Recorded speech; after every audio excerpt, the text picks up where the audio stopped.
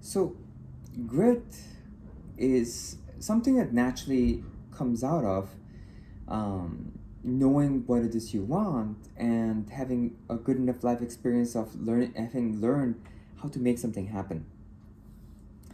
And if you've actually worked through things by learning how to play an instrument, and you've learned how to work through the difficulties and the challenges, and you've gotten the goals, then you naturally have grit. You've learned that if you persist through and you keep studying something and learning and taking the feedback and correcting, then you just naturally develop grit. And um, uh, and that's actually something that naturally happens. And as I said, there are also some people who have a natural tendency towards grit where they learn how to hang in there. But for most people, actually, grit comes out of wisdom. The grit comes out of wisdom of knowing yourself and what you want, and then knowing that if it's something you want, you can persist on it until it works out. That's what grit is. And I think that we make this something very special, where you need to have this willpower and you need to push through and you need to be tough. And I think that causes a lot of harm and actually a lot of misunderstanding and people quitting. And it's kind of interesting because, you know, um, I want to talk about the difference between quitting and having grit and persisting through. And um, and it's kind of interesting, or maybe a better way to language it is the difference between quitting and letting go, right? From the outside, quitting and letting go doesn't look any different. You were doing something and you stopped. So when does it become quitting and when does it become letting go? Because behavior-wise, it's the same thing. You just stopped doing something that you were doing. And something is called letting go, which is attributed with wisdom. And then the other thing is attributed with actually failure, a sense of failure, something not good, quitting. But in reality, behavior-wise, there's no difference. And I'd like to say the only difference actually between quitting and letting go is whether this is something genuinely you wanted to do or not. If you're doing it and you realize this is not something that you want to do, then it's letting go. But when you realize later on that it is something you wanted to do, but you stopped prematurely, then it's called quitting. So, or at least conceptually speaking. Of course, depending on who you are, you're gonna use your wording differently, and maybe use the word quitting in terms of letting go, and maybe use the word letting go in terms of quitting the way I said it. But oftentimes, quitting has a negative connotation, and people will say, "I can't be a quitter." And I think this is actually the real difference. Meaning, as in when you say "I can't be a quitter," means that this is something you really wanted to do, and you want to persist through and not quit because you are either afraid or it's painful, and really you wanted to be able to work through the pain. And in that case, then if you do that, that's called grit, right? And letting go is you're doing it, and you're realizing you're doing it for the wrong reasons. And you realize that really, actually, you don't want to do that, and you're not doing it for yourself or for the things that you believe or for your own values, but you're really just doing this because you're afraid of the consequences, and you're just afraid of the pain, and you're doing it out of pain and fear. And so in that case, you let go, and then that's actually the courageous thing to do, and therefore you actually claim your life. And so ironically, both of them is about courage. So if it's true grit and you're doing something you want to do in spite of the fear and pain, then that's courageous, right?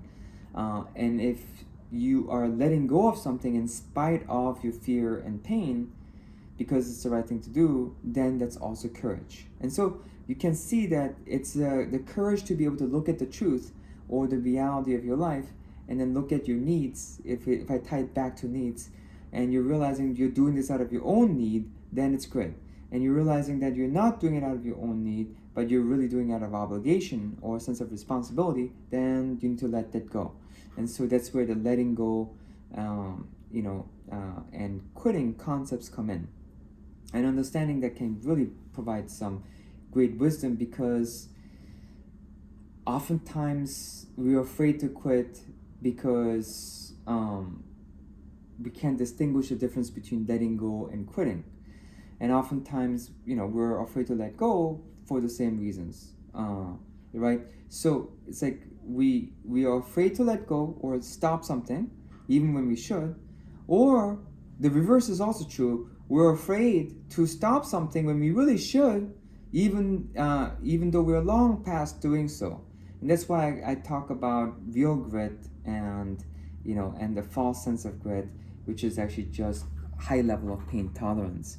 And so the wisdom is actually in being able to distinguish whether this actually is something that's coming genuinely out of your needs. This is just something genuinely you want to do to balance yourself, to balance your ecosystem. Now, if that's actually the case, then one of the things that we probably talk about is balancing comfort and discomfort, or balancing comfort and grit. Most of the time, people who are trying to have grit, they try and do it from a place of toughness to try and endure. And I think that's a really sad way to approach grit, or perseverance, if we use traditional language, because there's no truth in it. If you genuinely know that this is what you want to do, and you know your reasons as to why, and you're doing this because you believe in it, then you're going to find the courage from that. You're going to find the courage, and you're going to work through your fears, and you're going to work through the pain. But if you don't look at that, then all you've got to look at is trying to just not fail and just not quit. And that's just looking at the behavior, and there's no real learning or motivation that rises out of that. I have seen people who are just hanging in there, as I talked about in the last video, where they really should have quit a long time ago because they're not staying for the right reasons. They're not staying because they want to. And if you're not staying because you want to, you don't learn, because you're not trying to make things work.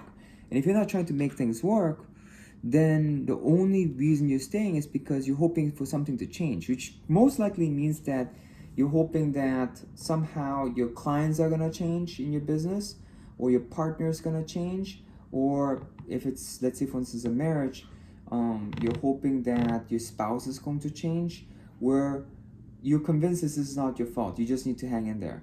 And that's rarely the case, right? I mean, because it takes two to tango. Whether it's a business or whether it's a marriage, it takes two to tango. It's not just your fault. It's not just their fault, actually, but you definitely have a part in it. And so you just don't need to understand what part you're playing in it. So if we understand this, then it's kind of interesting, because if you start too gung-ho, you're going to ignore the fact that you have a need for comfort. And so at some point you're going to hit the brick wall, and then you're going to seek comfort, and then you're going to feel like you failed because you sought out comfort, and then you're going to start seeing yourself as someone who seeks comfort, where comfort is more important than being able to achieve the things that you want to achieve. But comfort is very, very important thing. Comfort provides you with rest and restoration, and it gives you more grit. And also comfort has this very important factor where while you're resting and rejuvenating and giving yourself some space from whatever it is that you're working from, you start having new insights, and those new insights become the learning. And so it's kind of like you have to go back between having grit and having comfort,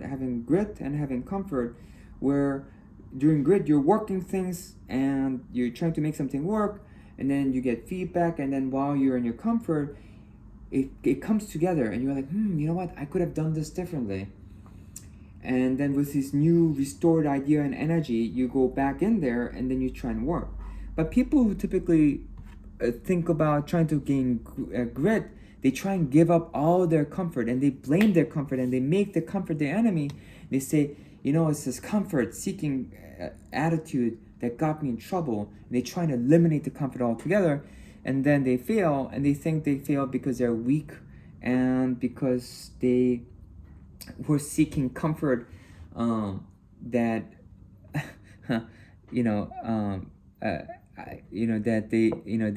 that's actually what made them weak, right?